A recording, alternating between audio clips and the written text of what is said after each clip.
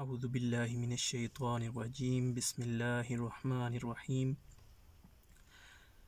والعصر ان الانسان لفی خسر الا الذین آمنوا وعملوا الصالحات وتواصوا بالحق وتواصوا بالصبر صدق اللہ مولانا العظیم وصدق رسولہ النبی الکریم ببرکتہ ان اللہ وملائکتہ یصلون علی النبی یا ایہا الذین آمنوا صلوا علیہ وسلموا تسلیما اللہم صلی علی سیدنا و نبینا و مولانا محمد وبارک وسلم وصلی علیہ۔ آج کا ہمارا عنوان ہے انسان خسارے میں ہے۔ جو سورہ میں نے تلاوت کی ہے اس میں اللہ پاک نے ارشاد فرمایا ہے والعصر، قسم ہے زمانے کی۔ جب اللہ پاک نے قسم اٹھائی ہے تو اس کا مطلب یہ ہے کہ جو آگے بات کی جا رہی ہے وہ کوئی بہت خاص ہے، بہت اہم بات ہے، تو اس لیے اللہ پاک نے قسم اٹھائی ہے۔ وہ کسی بھی چیز کی ہو قسم، وہ قسم اہم ہے کیونکہ وہ خالق کائنات اٹھا رہا ہے۔ تو یہاں قسم زمانے کی ہے۔ اس زمانے کے اوپر مفسرین نے بہت سی باتیں کی ہیں، جن میں زیادہ مشہور بات یہ ہے کہ یہ زمانہ وہ زمانہ ہے جو آقا دو جہاں علیہ تحیت و ثنا کا زمانہ ہے۔ آقا دو جہاں صلی اللہ علیہ وآلہ وسلم کا زمانہ ہی وہ زمانہ ہے جس کی قسم اٹھائی جا سکتی ہے۔ تو اللہ پاک نے اس زمانے کی قسم اٹھا کے ارشاد فرمایا ہے والعصر، قسم ہے مجھے زمانے کی، ان الانسان لفی خسر، کہ انسان خسارے میں ہے۔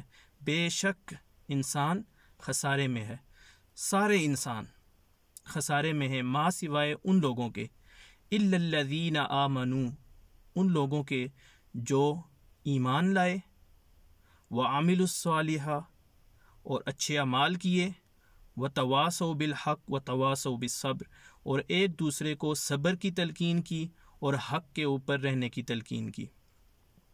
یہ چار صفات ہیں۔ اگر کوئی ان چار صفات کے اوپر عمل پیرا ہے اور جس کے اندر یہ چار صفات ہیں، ان کو چھوڑ کے باقی سب خسارے میں ہیں۔ اللہ پاک نے کیونکہ قسم اٹھا کے فرمایا ہے کہ انسان خسارے میں ہے، اور ما سوائے ان لوگوں کے جو ایمان لائے۔ ایمان کیا ہے؟ ہم سارے لوگ کہتے ہیں کہ میں اس چیز پہ ایمان لے آیا ہوں، میں مسلمان ہوں، میں ایمان رکھتا ہوں۔ ایمان کا مطلب کیا ہے؟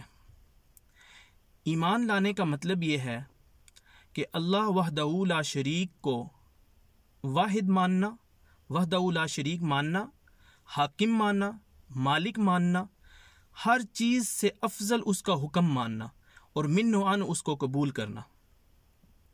اور پھر رسول اللہ صلی اللہ علیہ وآلہ وسلم پہ ایمان کا کیا مطلب ہے؟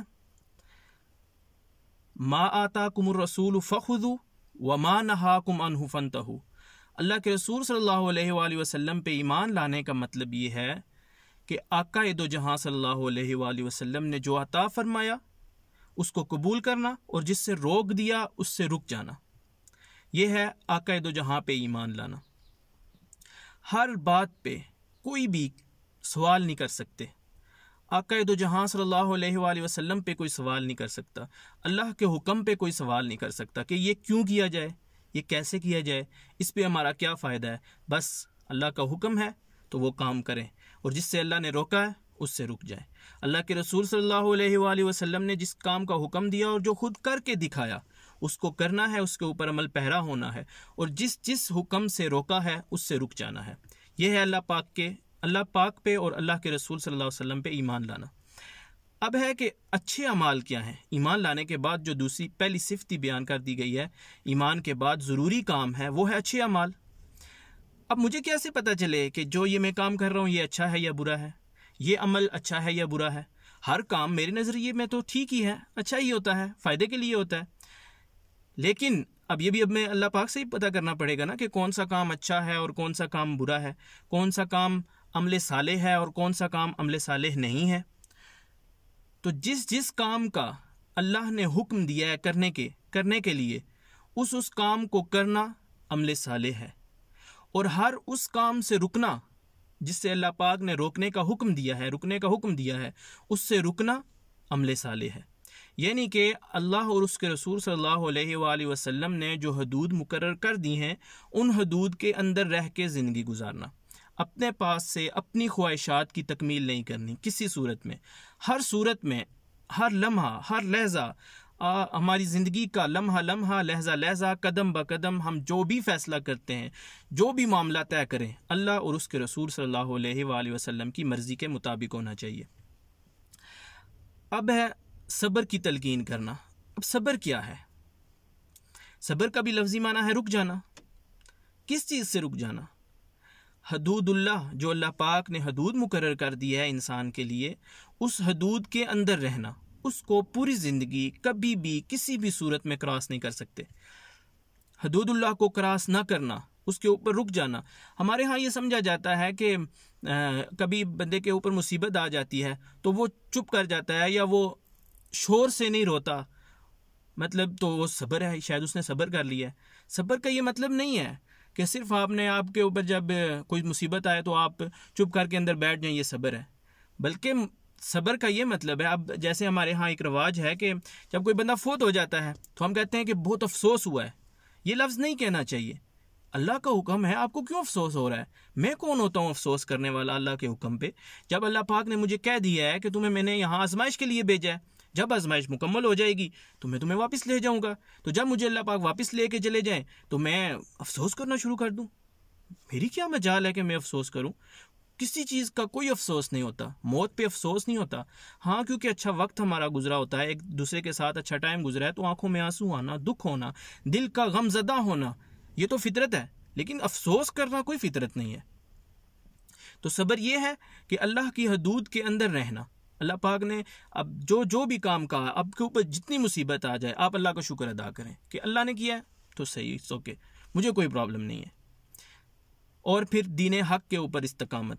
جب آپ ایمان لے آئیں، آپ عمل صالح کرنا شروع ہو گئے، آپ حق کے اوپر جم گئے، تو اب اس کے اوپر ڈٹے رہنا پوری زندگی، کبھی بھی، خود بھی اور دوسروں کو اس کی تلقین بھی کرنا، خود بھی صبر کرنا، دوسروں کو اس کی تلقین کرنا، خود بھی نیک اعمال کرنے اور دوسروں کو بھی اس کی تلقین کرنا۔ یہ ہے آج کا ہمارا موضوع کہ انسان خسارے میں ہے ما سوائے ان 4 صفات کے۔ جس کے اندر یہ 4 صفات پائی جاتی ہیں وہ خسارے میں نہیں ہے، اور جن کے اندر یہ 4 صفات نہیں پائی جاتی ہیں وہ سارے کے سارے خسارے میں ہیں۔ اور خسارے کا کیا مطلب ہے؟ خسارے کا مطلب ہے کہ ہم نقصان میں، ہم کبھی بھی کامیاب نہیں ہو سکتے، نہ اس دنیا میں نہ آخرت میں، سب خسارے میں ہیں۔ ان 4 خصوصیات کے علاوہ جتنے بھی ہم زندگی گزار رہے ہیں، ہم نقصان والی زندگی گزار رہے ہیں، ہم خسارے والی زندگی گزار رہے ہیں۔ اور اللہ پاک نے اتنی بڑی قسم اٹھا کے یقینی طور پہ یہ بات یقین دلانے کے لیے کہی ہے کہ انسان سارے کے سارے خسارے میں ما سوائے ان لوگوں کے جن کے اندر یہ 4 خصوصیات پائی جاتی ہیں۔ آئیں اللہ پاک سے دعا کرتے ہیں کہ اللہ پاک ہمیں اپنے حکم کے اوپر عمل کرنے کی توفیق عطا فرمائے، اور ہر لمحہ، ہر لحظہ، ہر کام صرف اور صرف اللہ اور اس کے رسول صلی اللہ علیہ وآلہ وسلم کی حکم کے مطابق کرنے کی توفیق عطا فرمائے۔ وآخر دعوانا الحمدللہ رب العالمین۔